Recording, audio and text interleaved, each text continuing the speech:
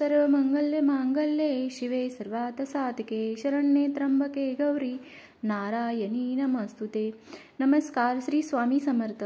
स्वामी कृपेने तुमच्या सर्व इच्छा मनोकामना पूर्ण हो अशी मी स्वामी महाराजांना आणि तुमच्या कुलदेवीला आणि आपल्या महालक्ष्मीला प्रार्थना करते आणि आजच्या नवीन व्हिडिओमध्ये तुमच्या सर्वांचं स्वागत करते।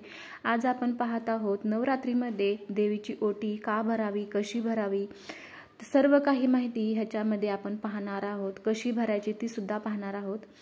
त्या अगोदर चॅनलवरती नवीन असाल प्लीज चॅनलला सबस्क्राइब करा, बेल आयकॉन प्रेस करा, जेणेकरून मी कोणताही व्हिडिओ अपलोड करेन ते सर्वात अगोदर तुमच्यापर्यंत पोहोचेल आणि एक व्हिडिओ मिस होणार नाही। व्हिडिओ आवडला तर लाईक देखील करा, कमेंटमध्ये श्री स्वामी समर्थ देखील लिहायला विसरू नका। चला पाहूयात आपण कशी ओटी भरायची, सर्व काही माहिती आज आपण पाहत आहोत आणि कुलदेवीचा आशीर्वाद प्राप्त देखील करणार आहोत। पूर्वी घरी आलेल्या सुवासिनीला ओटी भरल्याशिवाय कोणी पाठवत नसत। ओटी भरणे हा भारतीय संस्कृतीतील एक महत्त्वाचा भाग आहे आणि संस्कार देखील आहे। सुवासिनीला संतती प्राप्ती व्हावी म्हणून तिची ओटी भरली जाते। संतती प्राप्तीच्या आशीर्वादाचे हे प्रतीकात्मक स्वरूप आहे। तेवढेच नाही तर हा सौभाग्याचा आदर सत्कारही असतो। त्याचप्रमाणे आपल्याला ज्या देवीमुळे हे सौभाग्य मिळाले तिच्या प्रती कृतज्ञता म्हणून देखील नवरात्रीत अष्टमीला किंवा मंगल प्रसंगी खणा नारळाने देवीची ओटी भरली जाते। ती कशी भरतात ते सुद्धा पाहूया, जाणून घेऊया आपण। ओटी म्हणजे नाभीखालचे पोट, म्हणजे जिथे स्त्रीचे गर्भाशय असते तो भाग, यालाच ओटी पोट असे देखील म्हणतात। ज्याप्रमाणे मातीमध्ये नवनिर्मितीचे सामर्थ्य असते त्याचप्रमाणे स्त्रीच्या ओटीत म्हणजे तिच्या गर्भाशयात नवीन निर्मितीचे, वंशवृद्धीचे सामर्थ्य असते। म्हणूनच केवळ विवाहित स्त्रीची ओटी भरली जाते, विधवा स्त्रीची नाही। स्त्री जीवनातील हा महत्त्वाचा विशेष आहे।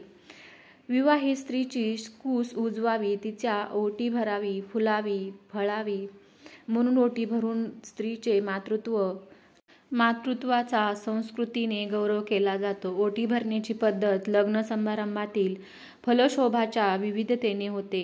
ग्रामीण भागात यालाच फळ भरणे असे देखील म्हणतात।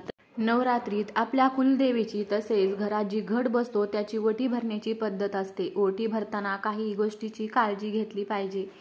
कुलदेवी कुलाचे रक्षण करणारे असते, तसे दुर्गा देवी देखील आपलं रक्षण करणारी असते, म्हणून देवीची ओटी भरायची असते। याने प्रत्येक मनोकामना पूर्ण होतात। एका ताटात साडी ठेवावी। आपल्या येथे परंपरेनुसार नऊवारी साडी ओटी भरायची पद्धत आहे। नऊवारी साडी ठेवावी। देवीला अर्पण करायची साडी सुती किंवा रेशमी असावी, कारण या धाग्यामध्ये देवताकडून येणाऱ्या सात्विक लहरी ग्रहण करण्याची व धारण ठेवण्याची क्षमता इतर धाग्याच्या तुलनेत अधिक असते। साडीचा रंग काळा किंवा निळा नसावा, याऐवजी लाल, केशरी, पिवळा, हिरवा, जांभळा असा रंग असावा। एका ताटात साडी ठेवून तिच्यावर खण, ज्याचा रंग देखील शुभ असावा, जसा लाल, सोनेरी किंवा इतर कोणताही असला पाहिजे। तसेच संपूर्ण पाण्याने भरलेला नारळ किंवा अखंड सुपारी किंवा अखंड खोबऱ्याची वाटी तुम्हाला घ्यायची आहे। हळदी कुंकू, हळकुंड, हिरव्या बांगड्या, हार, गजरा, तांदूळ आणि खडीसाखर देखील घ्यायची आहे। तुम्हाला हळकुंड घेत असताना लेकरूवाळ हळकुंड घ्यायचा आहे, म्हणजेच हळकुंडाला कोंब फुटलेला असं हळकुंड तुम्हाला घ्यायचं आहे। अनेक लोक 5 वाण ठेवतात, ज्यात हळकुंड, सुपारी, खारीक, बदाम आणि श्रीफळ याचा सुद्धा समावेश असतो। नारळाची शेंडी देवीच्या दिशेने तुम्हाला करायची आहे।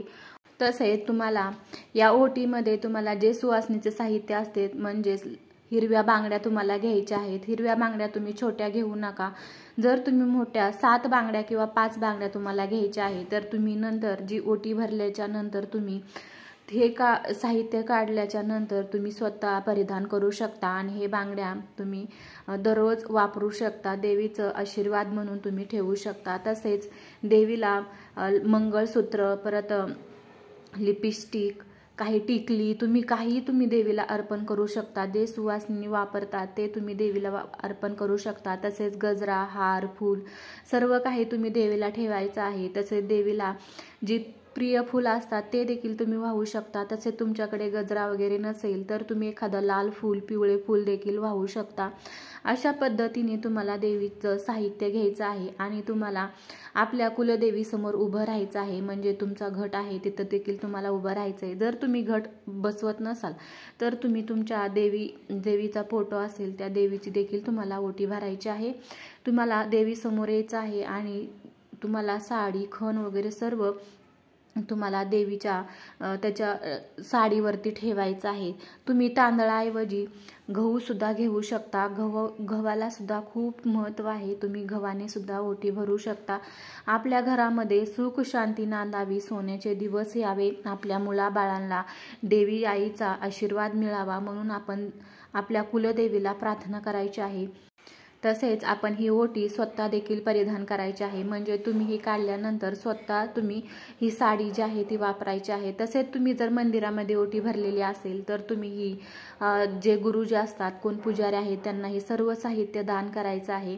जर तुमच्या घरी कोणी सुवासिनी आलेली असेल तर ही सुवासिनीची सुद्धा तुम्ही ओटी भरायची आहे। या काळामध्ये म्हणजेच नवरात्रीच्या दिवसामध्ये कोणी तुमच्या घरी सुवासिनी आली तर तिला रिकाम्या हाती अजिबात पाठवू नका। तिची ओटी भरूनच तिला